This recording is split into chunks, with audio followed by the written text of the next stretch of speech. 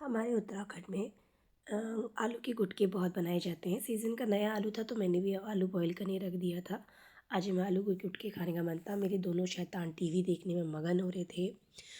उसके बाद मैं हाथ मुँह धो के दिया बाती करने के लिए गई, क्योंकि शाम हो गई थी और हमें टाइम नहीं मिला था। तो मैंने फटाफट से, जब भी हमें टाइम मिलता है तो हम दिया बाती कर लेते हैं। जब दिया बाती करने के बाद आज मैं कुछ मीठे में बना नहीं पाई थी, क्योंकि हमने लड्डू गोपाल विराजमान किए हुए हैं।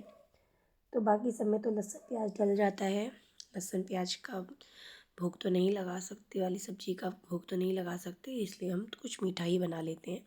नहीं होता तो फल या दूध से भी हम भोग लगा लेते हैं। मैंने फटाफट से लड्डू गोपाल को गोद में लिया और उन्हें दूध का भोग लगाया। भोग लगाने के बाद जो दूध बच जाता है वो मैं अपने परिवार में सभी लोगों को देती हूँ प्रसाद के रूप में। मुझे बहुत अच्छा लगता है। और उसके बाद मैं आई अपनी शैतान को पढ़ाने के लिए। मेरा बेटा हिंदी नहीं पढ़ना चाहता, पता नहीं क्यों आजकल के बच्चे हिंदी पढ़ना ही नहीं चाहते। इसलिए स्पेशली उसके साथ बैठना चाहिए, क्योंकि हम भाई हिंदुस्तान में रहते हैं, हिंदी आनी चाहिए हर बच्चे को। और जब बच्चे पढ़ेंगे नहीं तो पेरेंट्स को स्पेशली उन्हें बैठना पड़ेगा पढ़ाने के लिए।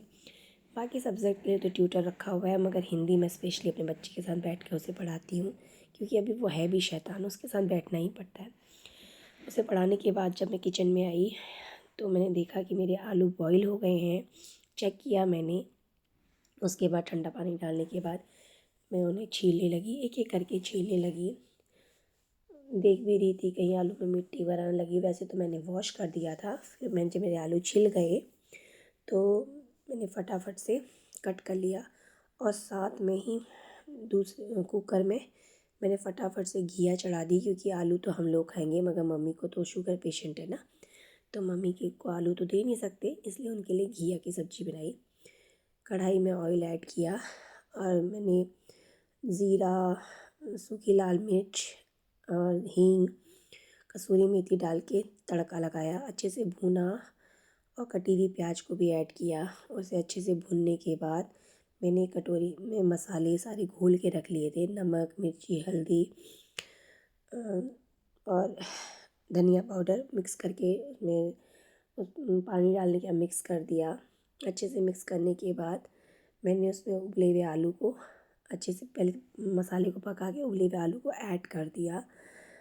और ये आलू के गुटके आप बना के देखिए, बहुत ही लाजवाब बनते हैं। हमारे पहाड़ों में तो आलू के गुटके रायते के साथ खाए जाते हैं। पहाड़ों के आलू के गुटके और रायते का तो लाजवाब सा टेस्ट होता है। वो चीज़ तो यहाँ नहीं मिल पाती है, मगर फिर भी हम कोशिश करते हैं कि हम वही स्वाद घर में ले सकें। धन्यवाद।